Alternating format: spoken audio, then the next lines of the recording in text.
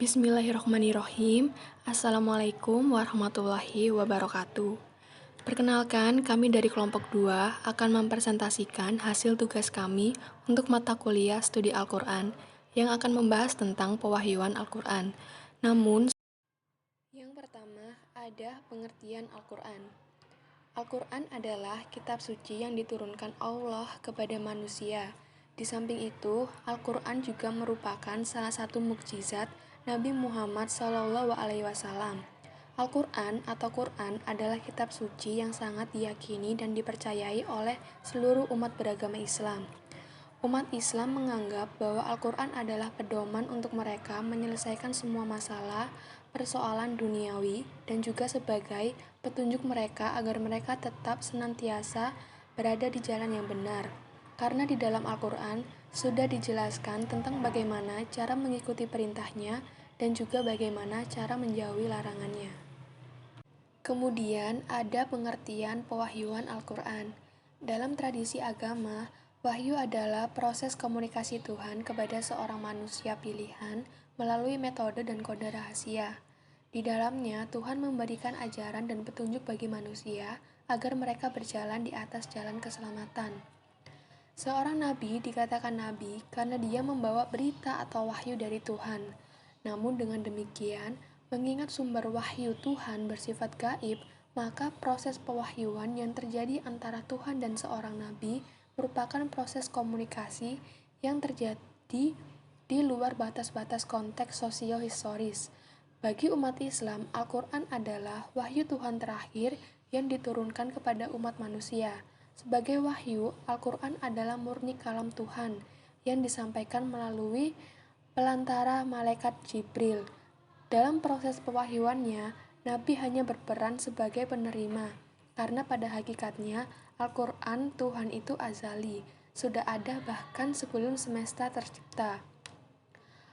Allah sendiri menegaskan peran Nabi dalam proses pewahyuan.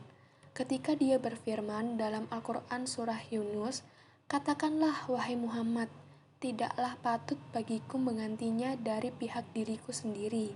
Aku tidak mengikut kecuali apa yang diwahyukan kepadaku. Sesungguhnya aku takut jika mendurhakai Tuhanku kepada siksa hari yang besar yaitu kiamat."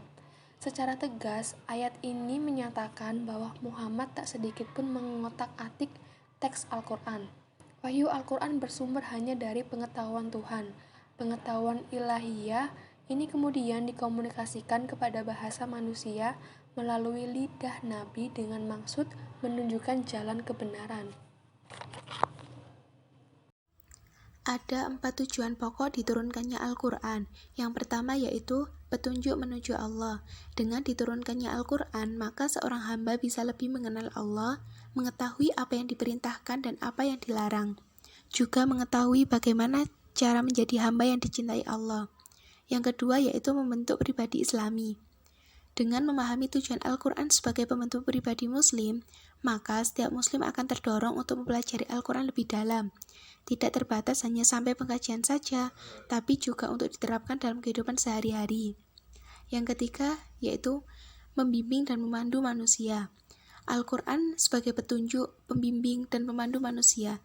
Dalam Al-Quran terdapat hukum yang mencakup seluruh aspek kehidupan manusia, termasuk di dalamnya membahas apa yang baik dan apa yang buruk. Yang keempat yaitu membentuk masyarakat Islam.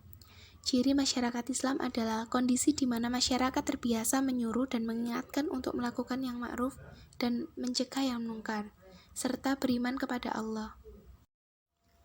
Kemudian periode turunnya Al-Quran. Periode pertama, wahyu pertama yang diterima oleh Nabi Muhammad SAW adalah Quran Surat Al-Alaq ayat 1-5 pada tanggal 8 bulan Rabiul Awal. Kemudian wahyu yang kedua, Quran Surat Al-Mudaththir ayat 1-2. Ayat ini turun pada malam Lailatul Qadar pada hari Jumat tanggal 17 Ramadan. Kemudian periode kedua. Periode ini berlangsung selama 8-9 tahun, di mana pada masa terjadi perselisihan antara gerakan Islamiyah dan Jahiliyah. Pertarungan tersebut terjadi karena gerakan oposisi terhadap Islam, menggunakan segala cara untuk menghalangi kemajuan Islam. Kemudian periode ketiga. Periode ini berlangsung selama 10 tahun, di mana pada periode ini dakwah Al-Quran sangat berdampak besar, karena para penganutnya dapat hidup bebas melaksanakan ajaran agama di Yathrib. Kemudian yang terakhir yaitu hikmah Al-Quran yang turun secara bertahap. Yang pertama, Al-Quran turun berdasarkan kondisi sosial yang terjadi pada masa itu, sehingga sifatnya lebih kondisional, dan itu membuat Nabi lebih mudah untuk menyebarkan dan menjelaskan isi kandungan Al-Quran. Yang kedua, dengan cara diturunkannya yang berangsur-angsur, maka Nabi akan lebih mudah menghayati dan memahami isi makna dan kandungan Al-Quran. Yang ketiga, pada saat itu budaya yang memegang tradisi lisan, maka Al-Quran diturunkan berupa bacaan bukan tulisan. Sekian presentasi dari kelompok kami.